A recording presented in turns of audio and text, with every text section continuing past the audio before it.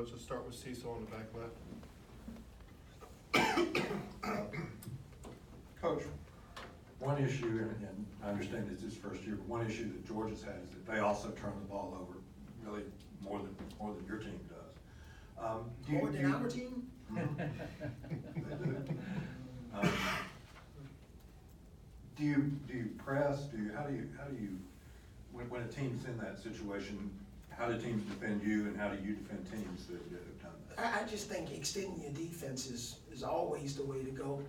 We extended ours probably too late in the last game, and we just have to do it more. If we're going to have a 9-10 man rotation, we should be able to extend our defense, try to create some more turnovers. Our steals are down this year. Obviously, we're turning the ball over at a high rate than we did in the last game, but we got to figure out a way to get more deflections, more steals, and I think the way to do it is to extend your defense and try to mix up your defenses a little bit more to try to keep offenses off balance. But the way to do that is you got to take care of the ball, have great spacing on offense. Hopefully they'll be taking the ball out of the net, or we're at the free throw line, which gives us a chance to do all of those things. Let's go in the middle, back row, Reiner. How do you think Kyra Lewis has handled the SEC grind, and how do you handle his minutes, given the fact that he is having to transition to the college level and the physicality of everything at this stage? He's 17 years old, so he can run all day. So we try to manage him like we manage all of our players, but I think he's done awfully well. He's been a bright spot for us. Now he's being scouted a lot more than he did when he came from Hazel Green. And we're deeper in the conference, and people watch more film on you and trying to figure out ways to, keep him in his weaknesses and not in his strengths. He garners a lot of attention from defenses, and we have to figure out ways to put him in better position to succeed, which is obviously will help our team. But I think from a physical standpoint, if that's kind of the basis of your question, I think he's holding up physically. He's doing a nice job in the weight room. Obviously, he's gained some weight. He may not look like it to you, but we see the before and after of when he arrived in August, and he's stronger and he's getting better. And but he's a guy that we think is in phenomenal shape. And just to follow up, Dante mentioned that he had to eat a lot, obviously, to kind of get up to SEC level. Is that the same with Kyra? Absolutely, yeah. A big part of his deal is nutrition, a huge part. Amanda does a great job with him, our nutritionist, and he cooperates because he understands that it doesn't help Alabama, but it helps him for his own individual career. Let's go all the way back left corner to Joe. Avery, earlier Dante said that he feels like you guys are playing better right now at this time of the season compared to last year. As a coach, what do you feel like the identity of the team is right now, 8 games into the conference schedule?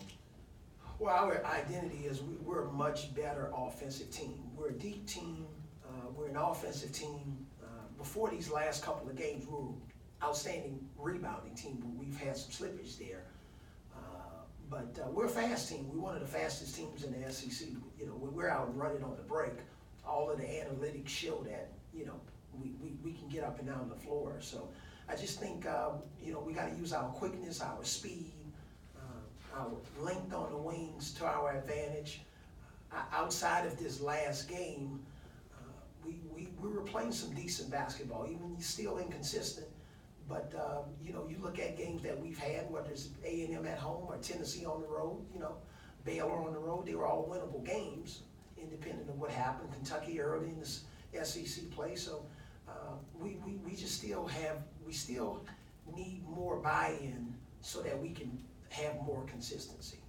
What's the standard that you'd like to see the guys play at over these next 5 games? You called it a 1 season, 2 seasons. Yeah, without saying, in the next 5 games we have to have a certain record, and the second season we got to have a certain record. I just want to see us become more efficient, assist to turnover ratio. I want to see us win the rebound game. I want to see us, take quality 3-point shots and make them. I want to see us, when we have a point of emphasis on defense, of trying to minimize the success of a particular player in a situation, that we would give maximum effort and trust that this is what we need to do to have success. And I just think if we do that and we have a high rating on defense, which we didn't have a high rating in the last game, we'll have a chance to beat anybody. Let's jump over to the right side to Alex. Bryce Brown, after the Auburn game, mentioned in film review they had seen some inconsistencies with the ball handling, how they said y'all were loose with the ball, driving to the basket and certain things like that. Were y'all able to identify that and make certain corrections?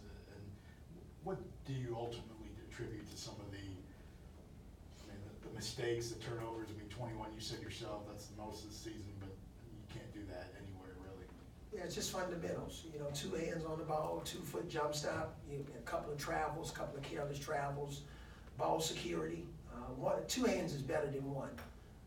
Strong with the ball, reading defenses, great spacing, all of those things. So, and again, every time we go down there when we haven't been successful, there's always something kind of magnified or said about, our team.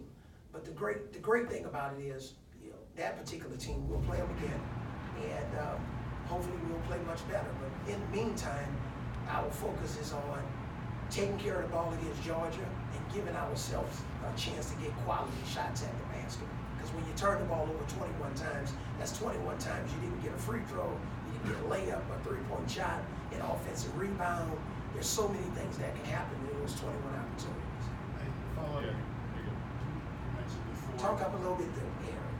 And to follow up, you mentioned before how Kyra, especially reaching as a play, had to learn how to attack and not just, that was a process.